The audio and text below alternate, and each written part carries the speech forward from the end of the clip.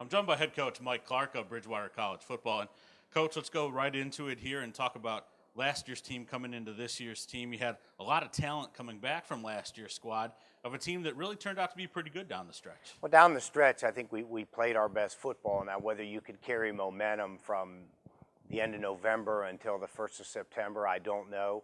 But I do think we were a team that had to grow a little bit last year, went through some couple games where we had critical injuries at the quarterback position, which is always it's a spot that needs to be stable to be successful in this game. And I think we have a reason to be positive, but like is typically the case, I think in the ODAC game with Bridgewater, there's going to be a fine line between who's at the front end of the parade and who's at the back. Let's take a look at your offense to start here. As is with all college football at all levels, it's a cyclical process with recruiting. And last year you had to go through the process of finding some of your skill guys on offense. I think you found a running back, you found a couple receivers, maybe you found a quarterback or two as well. Talk a little bit about what you see from your offense this year. Well, I think you mentioned it too. We returned skill positions. I think we got good speed, on the outside. I have 3 quarterbacks in camp that actually last year played in games when it mattered. It wasn't mop-up time when those kids had to play. Now, that wasn't a good thing at the time, but I think it's a good thing moving forward. We have to revamp. The big replacement thing on offense is revamp the tight end position. And Keith Jennings and Zane Grzinski, we really had a 1-2 punch there that was you didn't see a lot, in the college level, and we were able to take a position and make it a featured position on the field that often is just neglected. I think like a lot of Division III teams, or for that matter, college football teams, we're always going to be short in the offensive line. We might have a lot of kids in a camp situation, but everybody has to kind of NFL across the offensive front, where I got about 8 or 9 capable players that I got to fill 10 spots with. So it's the same challenges. The challenges are kind of cyclical too.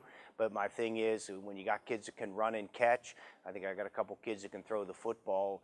Let speed be a variable, and I think you always have a chance. Let's take a look now to the other side of the ball here with your defensive unit. Again, much like the offense, you've got some returning guys that have some talent for you there. Talk a little bit about what you expect from your defense this year and what could be a difference maker if they make that next step for this season. Well, I think for our defensive kids, last year when Coach Everett came in, he was their 3rd defensive coordinator in consecutive seasons. I have a senior class that has actually had stability, even if it's just from their junior and senior year, but that's important. They're going to hear the same voice, they're going to hear the same terms, they're going to hear the same logic.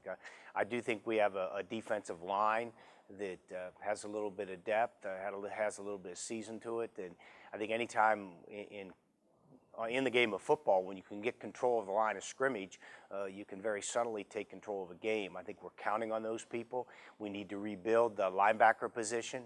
We lost a great player in Davey Hardesty, and then we had 2 kids that played a lot for us last year, decided to step away from football. So I've got the front and I've got the umbrella, I think, fairly secure on the defensive side of the ball. I just got to put the filling in the middle, and my hope is we can be pretty good there.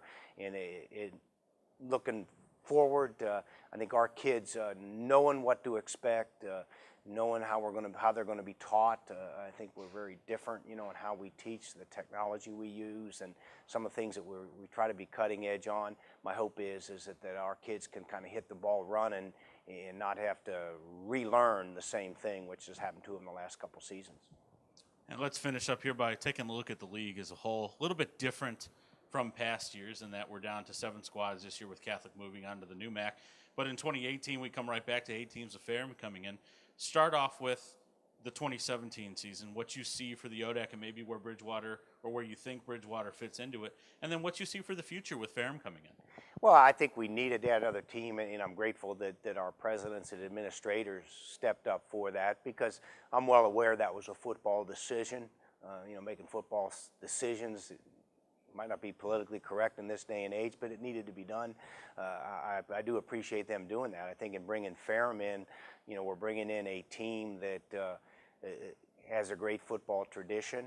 I think Ferrum now being a member of the ODAC will elevate their profile. I do believe that as a football playing school, so we're going to have a work cut out for us. But when you've been doing it as long as I have, 2018 is a long time away. I'm kind of focused on 2017. I think with 6 conference games. There's not a lot of margin for error. I think those games are going to be very, very critical, and certainly I do think this. With the balance in the league, there's not going to be many days off once you get to those 6 games. That can be good. It can also be bad. I think it's good in that not one game isn't a death sentence. I think you're going to have to. It's a tough conference to run the table on, but it also can be bad in that, hey, 2 games will get you in real trouble if you don't manage them. I look forward to the challenges. One of those teams that got bumped to the 2 and 6 cycle. I got 2 home games, 4 on the road. That makes it a little bit difficult for our kids, but let's put the ball down and let's play, and I'm certainly looking forward to the challenges. Well, Coach, I want to thank you for joining me here today, and good luck this season. Thank you.